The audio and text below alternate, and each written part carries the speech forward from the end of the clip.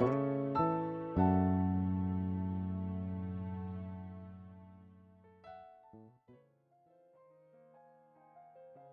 m'appelle Steve Verrailly, je viens de la Martinique, petite île des Caraïbes, et depuis 17 ans maintenant, je me suis installé au Québec. Et la musique est mon univers, tout simplement.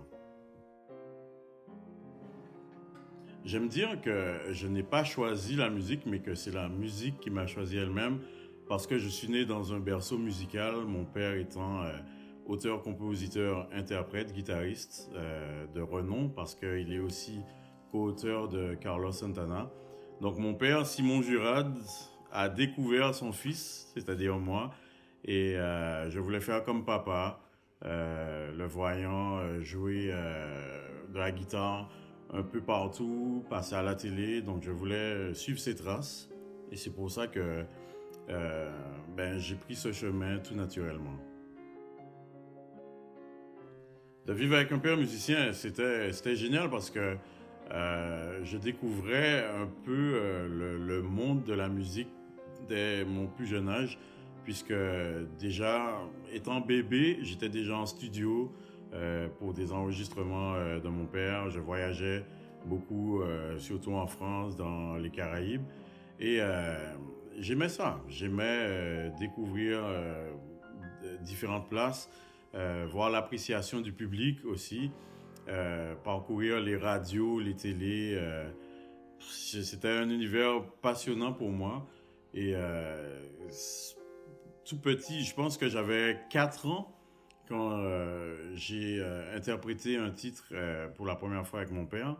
Mais là, je faisais juste du saxophone en playback, c'est-à-dire que je ne jouais pas vraiment, mais j'apparaissais dans le vidéoclip et puis j'aimais beaucoup ça parce que même dans ma famille, tout ça, on me voyait comme la petite star et j'aimais beaucoup cette image-là. Et puis par la suite, à l'âge de 6 ans, j'ai sorti un premier album avec mon père, puis un deuxième à l'âge de 7 ans et puis c'était vraiment extraordinaire. Le fait de chanter devant des milliers de personnes, c'était une expérience enrichissante pour un enfant de cet âge à l'époque.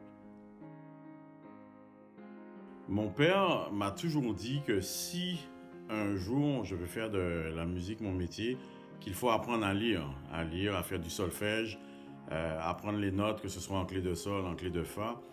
Et c'est ça qui m'a toujours répété que c'était la meilleure chose à faire, qu'il faut avoir mon côté autodidacte, il faut l'utiliser comme un plus, mais que c'est bon d'avoir un cursus scolaire poussé dans la musique. Donc, à ce moment-là, je me suis dit, pourquoi pas découvrir le Canada? Et je suis arrivé au Canada à l'âge de 21 ans et mon seul objectif, c'était de faire de la musique. Euh, je me suis dit que je dois découvrir cet univers du classique parce que selon moi, le classique est une des meilleures écoles, quel que soit l'instrument. Donc, je voulais prendre des cours de chant classique et c'est pour ça que je suis titulaire d'un baccalauréat en chant classique et baroque et aussi d'un DESS, diplôme d'études supérieures spécialisé en chant classique.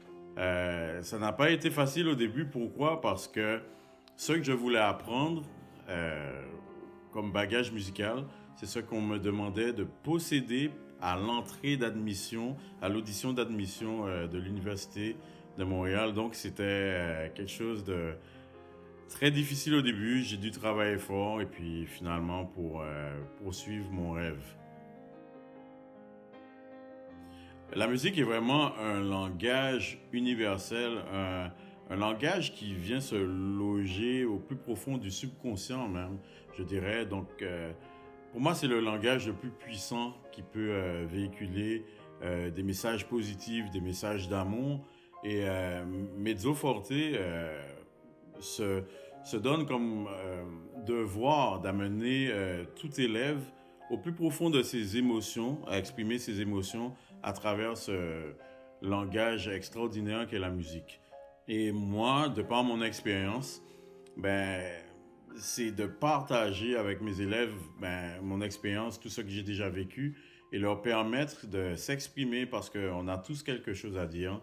c'est d'utiliser le potentiel de chacun pour faire quelque chose de beau. Si tu veux développer ton potentiel musical, Mezzo Forte est vraiment la meilleure place pour ça. Il me fera un plaisir de te conduire sur ce chemin, que ce soit par le chant ou le piano. Donc rejoins-nous vite.